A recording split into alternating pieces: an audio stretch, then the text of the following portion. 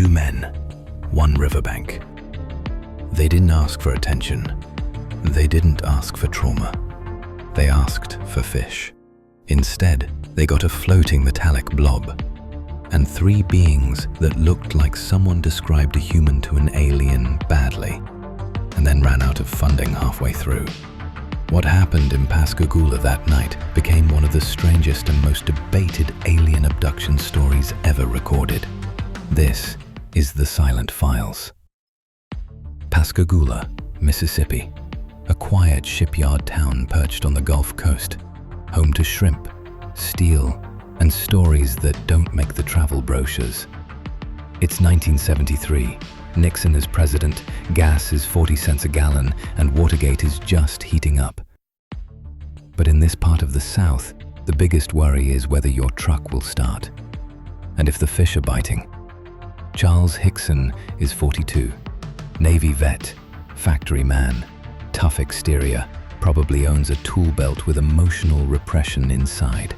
Calvin Parker is 19, shy, polite, brand new on the job, engaged, has that look of someone who avoids eye contact with squirrels. They finish work at the FB Walker shipyard and decide to go fishing. Not for sport, not for dinner, just for peace.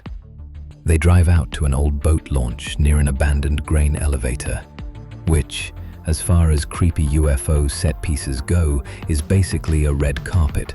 It's calm, quiet, the kind of place where time slows down. And then, it really does. It starts with a high-pitched whirring sound, not wind, not an engine, more like a dentist drill crossed with a microwave that hates you. Calvin looks up. There's a glowing blue craft descending toward the river, metallic, oval, hovering like it's judging their fishing technique.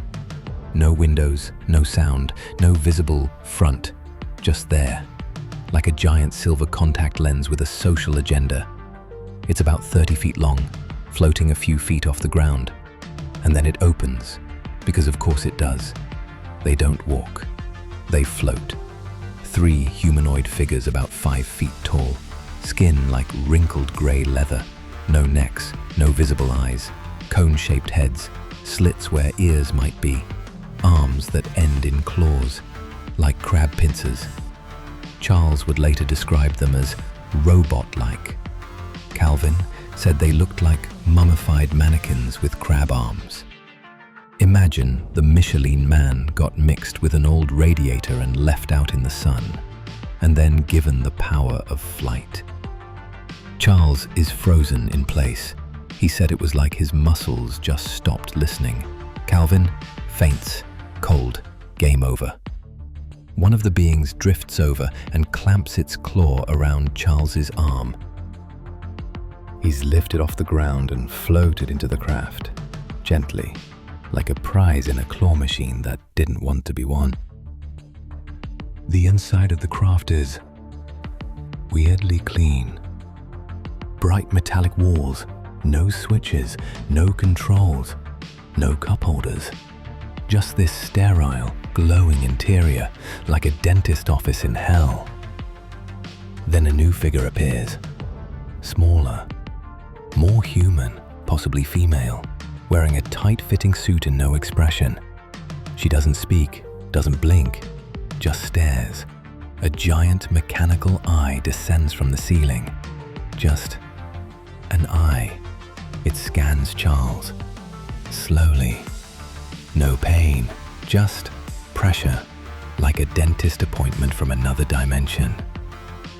Meanwhile, Calvin regains consciousness inside the ship now too, floating and unable to move. He remembers being examined, but can't recall details, just fear. Then, nothing. The next thing they know, Calvin and Charles are back on the riverbank. The ship? Gone. The beings? Gone. The trauma? Very much not gone. They're back on the riverbank, standing, confused, heart pounding. No missing time, no signs of injury. The craft? Gone. The sky? Quiet. The air? Still heavy. Charles turns to Calvin, who is physically upright but mentally still rebooting.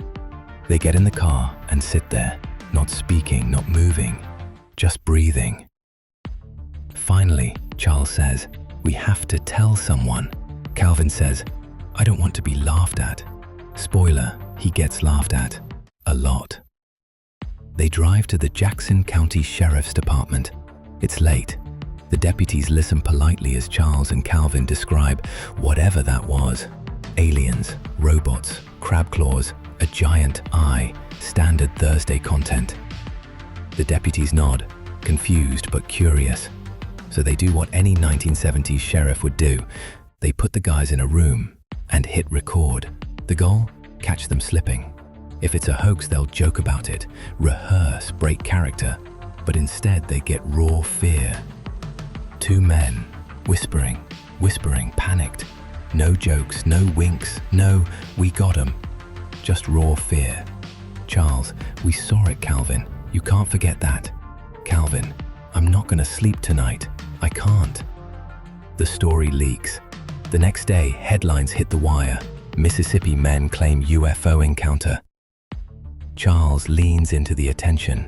He gives interviews, talks to radio shows, takes and passes a polygraph.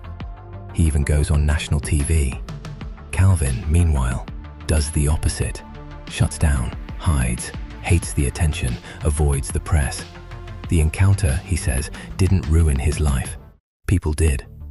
They mocked me. They wouldn't let it go. I didn't want to be known for this, but it was too late. Over the years, researchers investigate the case. Under hypnosis, both men tell the exact same story again, with no contradictions, no embellishments. Other witnesses step forward. One saw lights over the river that night. Another saw craft near the water. No one saw the beings, but there's enough smoke to make people wonder what really happened on that riverbank. Charles Hickson passed away in 2011, never changing his story.